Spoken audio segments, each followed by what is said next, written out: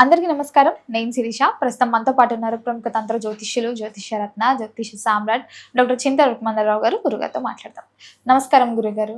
మాతృదేవ భవ, పితృదేవ భవ, ఆచార్య దేవ భవ. ఓం నమో మాందేశ్వరాయ నమః. అందరూ బాగుండాలి, అందరికీ మంచి జరగాలి. గురుగారు, ఈ జూన్ మాసంలో మీన రాశి వారికి ఎలా ఉంటుందంటారు? ఎలాంటి జాగ్రత్తలు తీసుకోవచ్చు అంటారు? ఆర్థిక పరంగా, ఆరోగ్య పరంగా ఈ నవగ్రహాల ప్రభావం కూడా ఈ మాసంలో ఎలా ఉంటుందంటారు వీరికి? 2026 సంవత్సరం జూన్ మాసంలో మీనరాశి వాళ్ళకి ఎలా ఉందంటే, రాశ్యాధిపతి అయిన గురువు పంచమ స్థానంలోకి 2వ తారీఖున వెళ్ళి రాశిని చూస్తాడు. ఇది వీళ్ళకు అతిపెద్ద ఊరట. గురువు ఉచ్చస్థితి బట్టి రాశిని చూడడం. రాశిలో శనేశ్వరుడు ఉన్నాడు. ఏలినాటి శనితో చాలా సతమతం అవుతున్నారు. అవునండి. జన్మలోనే శని ఉన్నప్పుడు ఏమవుతుంది? దేహ అనారోగ్యము, తల్లికి అంటే జన్మనిచ్చిన తల్లికి జన్మలో ఉన్నప్పుడు తల్లి సామాన్లకు ఇబ్బంది కావడము, చేస్తున్న వృత్తిలో కష్టం ఎక్కువ కావడము, టార్గెట్స్ ఎక్కువైపోవడము, ఫలితం తగ్గడము, అలసిపోవడము, కాళ్ళు నొప్పులు రావడము. శనేశ్వరుడు కాళ్ళు, శనేశ్వరుడు చెప్పులు, శనేశ్వరుడు నడక, శనేశ్వరుడు మనం చేసే ప్రతి పని, వీటన్నిటిలోనూ ఇబ్బంది వస్తుంది. కాబట్టి వీటన్నిటి నుంచి ఉపశమనం గురువు చూస్తున్నాడు కాబట్టి, పంచమ స్థానంలో కాబట్టి సంతానపరంగా శుభవార్తలు వినడము, లేదా సంతానం ద్వారా సంతోషం కలగడము, జన్మశని యొక్క పేరు తగ్గడం వల్ల ఆరోగ్యం పెరగడము, చేస్తున్న వృత్తిలో సులభంగా పనులు రావడము, మంచి నిద్ర పట్టడము. శని జన్మంలో శని నిద్ర పడదు. అంటే ఒక బాధించే గ్రహము జన్మంలో అంటే మన తల మీదనే ఉంటుంది కాబట్టి నిద్ర రాదు. ఇవన్నీ ఇంకా నిద్ర, శయ్య, సౌఖ్యం అన్నీ బాగుంటాయి. విదేశాలకు వెళ్ళాలనుకుంటే ఇప్పుడు ఈజీగా వెళ్ళొచ్చు. వ్యయ స్థానంలో రాహు, ఎవరికి 12 రాహు ఉంటాడో వాళ్ళు విదేశాలకు ఈజీగా పోతారు. వ్యయ స్థానంలో ఎవరికి చంద్రుడు ఉంటాడో జన్మజాతకులు వాళ్ళు ఈజీగా ఫారెన్ వెళ్ళొచ్చు. చంద్రుడు, రాహు, వ్యయాధిపతి ముగ్గురు బాగున్నారంటే వాళ్ళు దేశం దాటేస్తారు ఈజీగా. ఇప్పుడు ఇవన్నీ కూడా బలంగా ఉన్నాయి. 3వ ఇంట్లోకి 20వ తేదీ నుంచి కుజుడు బాగున్నాడు. ద్వితీయార్థంలో కూడా కుజుడు బలం దొరుకుతా ఉంది. రవిగ్రహము 4వ ఇంట్లో ఉంది కాబట్టి గృహ వాహన విషయాల్లో ఖర్చులు ఉంటాయి. ఎందుకంటే 4వ స్థానంలో రవి కాబట్టి 6వ ఇంటి వాడు.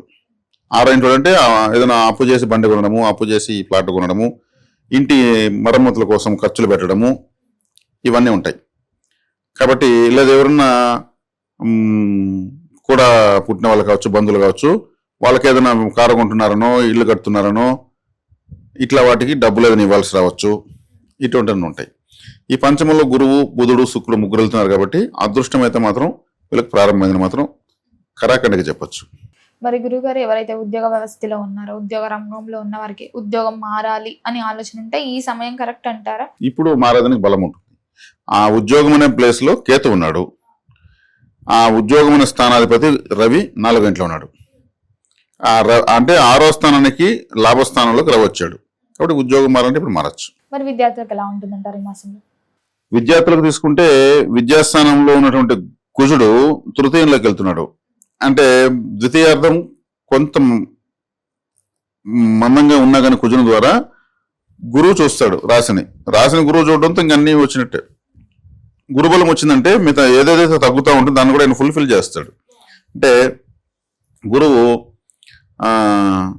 ఎక్స్పాన్షన్ ప్లానెట్, అంటే అభివృద్ధి చేసేటువంటి గ్రహం.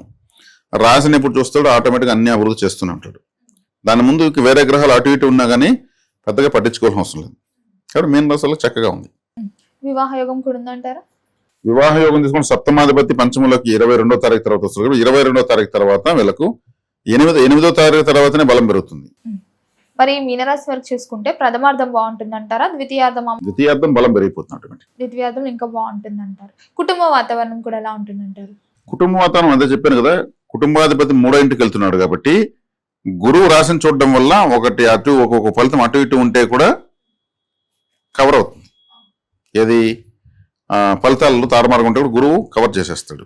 గురువులు రావడం వీళ్ళకు ఒక విధంగా అదృష్టం.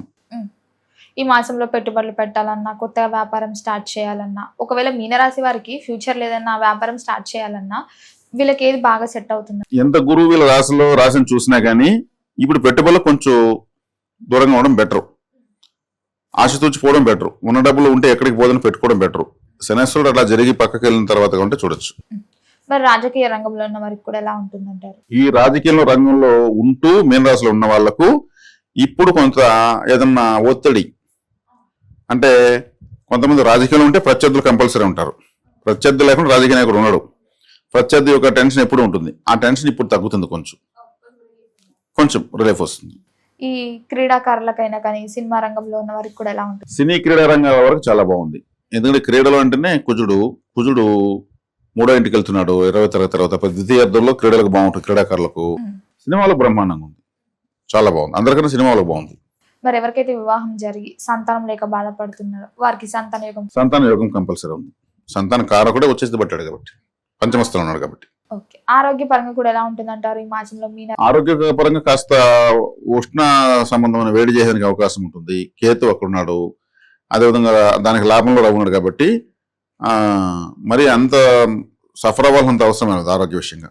ఆర్థిక పరంగా ఎలా ఉంటుంది అంటారు? ఆర్థికంగా బాగుంటుంది. గృహయోగం, వాహన యోగం కూడా ఉందంటారా?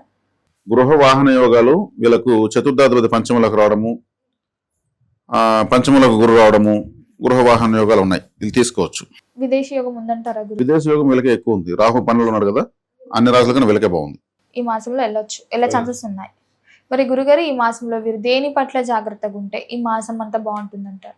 వీళ్ళు జాగ్రత్తగా ఉండాల్సినంత వచ్చేకాడికి ఇప్పుడు గురుబలం వచ్చింది కదా అని పెట్టుబడులు ఎక్కువ పెట్టకూడదు. అంత అవుట్పుట్స్ రావు. పెట్టుబడి ఇప్పుడు శనేశ్వరుడు లగ్నంలో ఉన్నాడు, రాశిలో ఉన్నాడు. ఈ శని జరిగేంత వరకు భారీగా పెట్టుబడులు పెట్టకుండా ఉండడం మంచిది. అదేవిధంగా కాలభైరవ ఆరాధన చేసుకోవడం మంచిది. మృత్యుంజయ మంత్రం జపించుకుంటే కూడా మంచిది. ఇక వీళ్ళు ఒక మోస్తరుగా ఎక్కువ కాకుండా తక్కువ కాకుండా పెట్టుబడులు పెట్టుకోవచ్చు. ఇంకా తీసుకుంటే గురువు బలంగా ఉండదు కాబట్టి గురు దక్షిణామూర్తి ఆరాధన చేస్తే కూడా ఇంకా యోగం పెరుగుతుంది. రైతులకు ఎలా ఉంటుంది అంటారు? మరి రైతులకు బాగానే ఉంటుంది. ఇప్పటి నుంచి ఫలితాలు ఉంటాయి. ఇప్పటి వరకు లేవు రైతులకు ఫలితాలు, ఇప్పటి నుంచి బాగుంటాయి. మరి గురుగారు సహజంగా ఈ మీనరాశి వాళ్ళు వ్యక్తులు ఎలా ఉంటారంటారు? అసలు మీనరాశి వాళ్ళు దుస్వభావ రాశి అది. అంటే సమయానికి తగినట్లు వీళ్ళు నిర్ణయాలు తీసుకోగలుగుతారు. అదే కరెక్ట్. ఎప్పుడు కూడా మొండిగా అడవిలో ఉంటే కూడా వీళ్ళు ఏది దొరికితే దాంతో సర్దుకుని తినేసి రాగలుగుతారు. ఆకులు అలములు దొరికితే కూడా. అదే వృషభ రాశి వాళ్ళు, సింహరాశి వాళ్ళు, లేదు వృశ్చిక రాశి వాళ్ళు అయితే మొండిగా ఉంటారు. నేను లేకపోయినా పర్లేదు, నేను ఇంటికి పోయి నేను నాకు కావాలని తింటానంటారు. అలా మొండిగా కాకుండా సందర్భానికి తగినట్టు, పరిస్థితులు తగినట్టు, వ్యక్తులకు తగినట్లు అన్వయించు సమాజానికి అనుగుణంగా పోతూ ఉంటారు. అది వీళ్ళ యొక్క సహజ స్వభావం. అదేవిధంగా మీనరాశి వాళ్ళు జలరాశి కాబట్టి ఈ జలతత్వమైన శరీరం ఉంటుంది. అంటే మనకి ఇప్పుడు ఆయిలీ స్కిన్ ఏదో అంటుంటారు, డ్రై స్కిన్ అంటుంటారు. అంటే వీళ్ళ జలతత్వమైన శరీరం అనమాట. వీళ్ళు ఎక్కువగా పుణ్య సముద్ర తీరాల్లో ఉన్నటువంటి ఆలయాలకు ఎక్కువ వెళ్ళాలి. అంటే త్రివేంద్రం అనంత పద్మనాభ స్వామి, రామేశ్వరం సముద్రం పక్కనే ఉంది. అదేవిధంగా కన్యాకుమారి, తిరుచెందూరు, సముద్ర తీరాల్లో ఉన్నటువంటి పుణ్యక్షేత్రాలకు ఎక్కువ వెళ్ళడం వల్ల ఈ రాశి యాక్టివేట్ అవుతూ ఉంటుంది.